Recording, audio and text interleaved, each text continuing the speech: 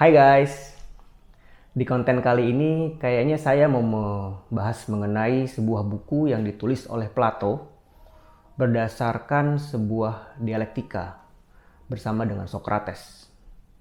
Sebuah buku yang digadang-gadang sebagai sebuah konsep negara modern, dan ternyata buku itu yang dipakai oleh banyak orang mengenai demokrasi ternyata malah menentang demokrasi. Oke? Check it out.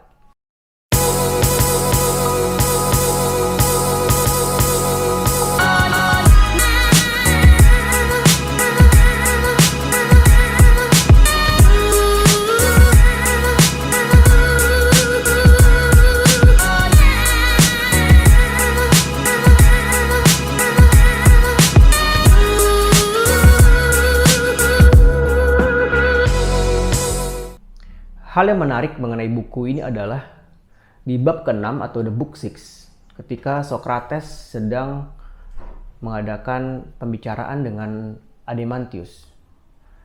Dia mengatakan seperti ini: jika negara itu diibaratkan sebuah kapal, maka ketika kita akan menunjuk nahkoda dan ABK-nya, apakah kita akan memilih dari orang-orang atau dari orang yang sudah terlatih?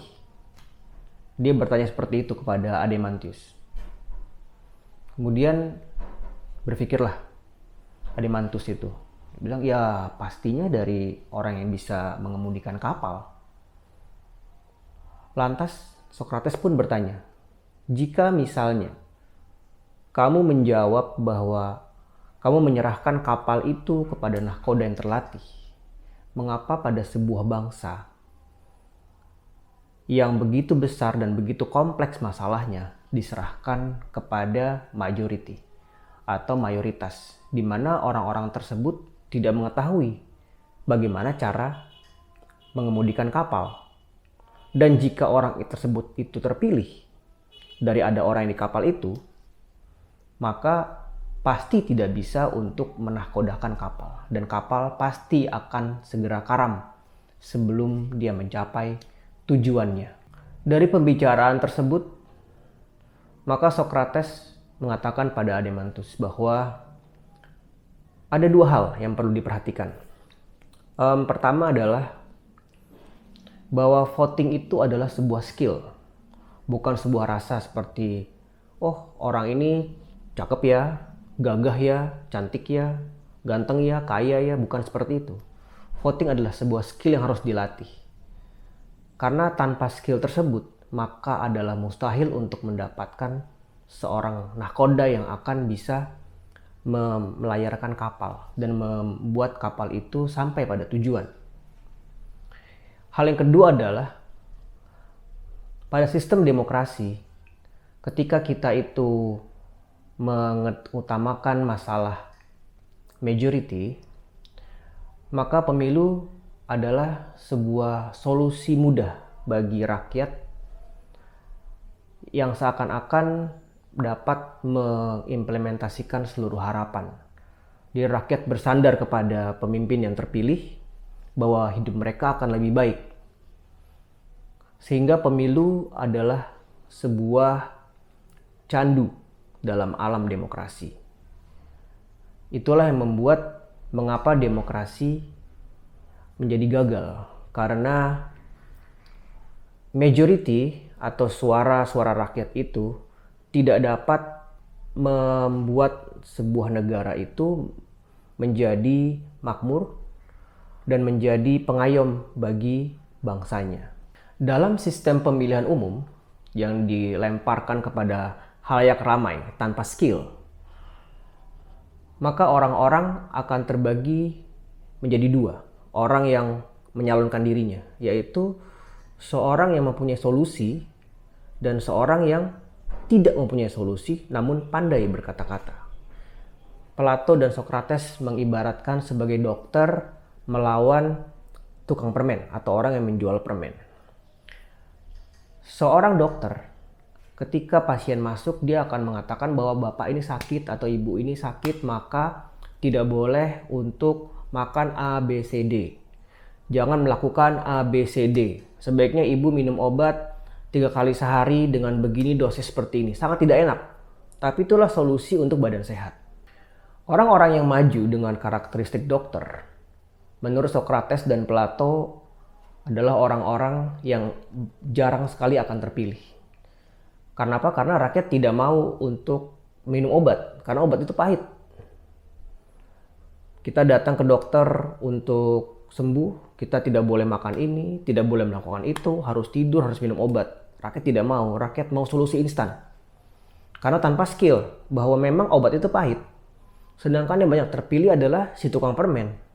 Bahwa oh gampang, nanti tinggal makan ini, manis, enak rasanya, Anda akan mendapatkan kenikmatan dalam kepemimpinan saya. Atau ketika saya terpilih menjadi anggota legislatif kah, atau menjadi presiden kah, atau menjadi gubernur, bupati, dan lain sebagainya. Pokoknya dengan saya semua itu gampang. Hidup Anda akan lebih mudah. Hidup Anda akan menjadi lebih kaya. Anak Anda akan seperti ini. Keturunan Anda akan seperti ini. Itulah yang dijual oleh karakteristik tukang permen. Dalam realitanya, jika kita voting tanpa skill, maka kita akan terus terang akan memilih si tukang permen. Kita pasti akan mendambakan sebuah solusi yang sangat enak dengan badan sakit. Walaupun kita diabetes, tapi kita boleh makan gula. Walaupun kita kolesterol tinggi, kita boleh makan jeroan. Pokoknya apapun demi dia terpilih. Nah, si dokter ini pasti kita tidak akan memilih. Kenapa? Kok nggak enak ya punya pemimpin yang seperti ini ya? Masa saya nggak boleh ngapa-ngapain? Padahal saya sudah A, B, C, D. Nah, begitulah yang terjadi. Itulah kendala-kendala demokrasi yang ada. Socrates dan Plato itu menjuluki si tukang permen itu dengan nama demagog. Anda mungkin ingat bagaimana konsultasi pemilihan umum ketika DKI Jakarta antara Ahok dan Anies. Dalam debat itu, saya mengatakan kepada kolega saya, saudara saya bahwa Anies ini, mohon maaf ya, dengan segala hormat adalah Mr. Semantik. Dia pandai berkata-kata. Sampai sekarang pun ketika Anies sedang public speaking atau sedang menjawab pertanyaan, saya pun bingung. Kok ini maksudnya jawabannya apa ya? Saya tidak menangkap esensinya. Tapi dia begitu pandai memainkan diksi dan kata-kata. Jadi saya menyebutnya Mr. Semantik. Sedangkan Ahok dengan segala kekerasan dia dalam berkata-kata, bahwa ini harus begini, seperti ini, A, B, C, D. Itu seperti seorang dokter kan. Bahwa Jakarta kalau mau tidak banjir, A, B, C, D. Jika Anda mau hidup Anda lebih layak, begini. Lalu dibantah lagi oleh Anies. Itu yang terjadi. Pada akhirnya apa? Si tukang permen ini menjual the ultimate product, yaitu agama. Itulah yang sebenarnya ditakuti oleh Socrates dan Plato dalam sistem demokrasi pemilihan umum. Lantas, bagaimana solusinya? Buku Republik sebenarnya ditulis oleh Plato, selesai ditulis oleh Plato itu setelah Socrates meninggal atau dipaksa meminum racun. Banyak yang bercerita bahwa dia akhirnya menempuh jalan spiritual berguru kepada Pythagoras. Pythagoras, for your information, adalah seorang guru spiritual juga dan mungkin kita lebih mengenalnya dalam ahli matematika ya. Buku tersebut pada akhirnya menawarkan sebuah konsep, sebuah bagaimana negara itu bertingkah laku sebagai organisasi untuk mencapai tujuannya sendiri dengan cara meniadakan pemilihan umum sebenarnya. Plato membagi kelas negara atau bangsa menjadi 3 tingkatan, bahwa satu adalah tingkatan the guardians atau orang-orang bijak yang menulis segala bentuk peraturan dan hukum. Kemudian mereka juga yang mentrain pemimpin, raja-raja atau governor untuk dapat mengimplementasikan secara jelas visi dan misi negara tersebut. Bangsa ini mau dibawa kemana? Layer kedua adalah seorang prajurit yang akan menjaga kedaulatan sebuah negara. Karena tanpa prajurit atau tentara tersebut, jika diserang ketika itu masih ada Sparta ya, yang sangat agresif untuk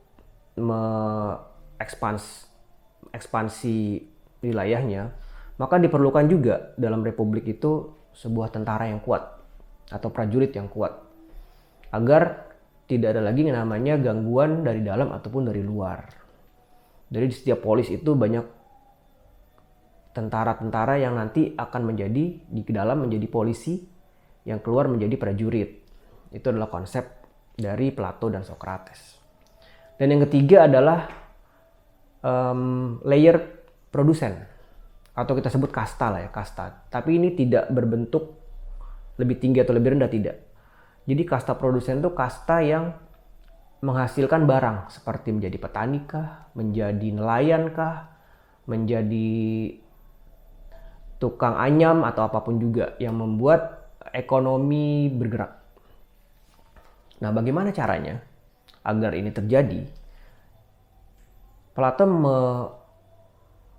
membuat sebuah konsep adanya sebuah panti asuhan negara. Jadi seluruh anak di Athena ketika itu dalam bayangan dia menjadi milik negara. Dilihatlah yang namanya karakteristik. Oh, si Fanny ini cocoknya jadi nelayan, maka dia akan dilatih oleh the guardians itu menjadi nelayan yang baik.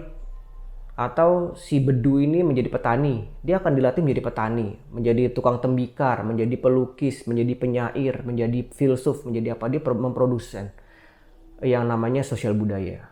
Itu yang terjadi. Kemudian the guardians juga akan melihat, oh orang ini cocok nih menjadi seorang prajurit yang menjaga polis dan menjaga kedaulatan. Dan bagaimana dengan raja? Raja dalam pandangan Plato harus adalah raja yang philosopher. Jadi the philosopher king, kata Plato. Seorang raja itu harus mempunyai pengetahuan seluas mungkin dan berwawasan setinggi mungkin. Dalam artian the wisdom and the knowledge must blend together.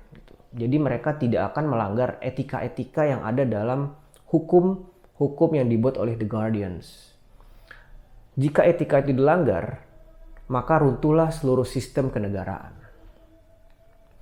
Karena itu sangatlah tidak mungkin dalam kontranya dalam narasi pemilihan umum ada rakyat yang dapat memilih the philosopher king. Itu harus di-train.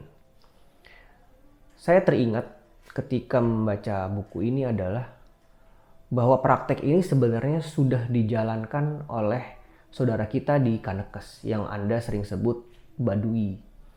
Sebenarnya Badui itu ejekan ketika, mohon maaf, Islam masuk ke Nusantara, bahwa mereka itu tidak bisa membaca dan menulis. Jadi mereka dianggap suku Badui, padahal suku mereka Kanekes. Jadi lebih baik kita mengganti kata-kata tersebut menjadi suku Kanekes. Bahwa Kanekes itu membagi 3 strata juga dalam organisasi mereka, yaitu Puun, Jero, dan Kawulo. Sama, mirip sekali. Mungkin nanti akan saya bahas, mungkin ya. Kembali ke buku Republik. Karena seluruh ketatanegaraan itu diatur dalam sebuah hukum yang dibuat oleh the guardians, maka Plato menyebutnya negara tersebut adalah res public. Artinya dalam arti sebenarnya adalah the law, bahwa tidak ada orang yang lebih tinggi dari hukum, bahkan raja itu pun sendiri. Bagaimana cara memegang hukum tertinggi adalah dengan etika yang tertinggi. Saya prihatin dalam suasana pemilu akhir-akhir ini ketika ternyata banyak etika yang dilanggar oleh Bapak Presiden. Setelah kita itu berdemokrasi majority rules, etika pun dilanggar. Maka saya tidak bisa membayangkan apa yang akan terjadi ke depannya jika ada sebuah contoh seperti itu. Apakah nanti akan terjadi pelanggaran masif dari segi pemerintahan, baik yang kota, desa, ataupun sebatas RT RW untuk melanggar etika-etika tersebut, Pak. Itulah akhirnya kita perlu dalam suasana pemilu ini memilih pemimpin yang bijak. Karena apa? Karena kita tidak dilatih untuk memilih.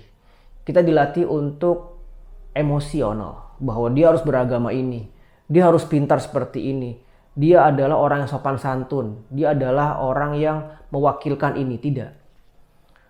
Bangsa yang begitu besar dan begitu kompleks harus dijawab dengan sebuah manusia yang kompleks juga, dengan hukum yang tertinggi, the Republik tersebut. Ini adalah rangkaian pertama saya dalam merespon pemilu kali ini. Oke guys, see you at the next posting.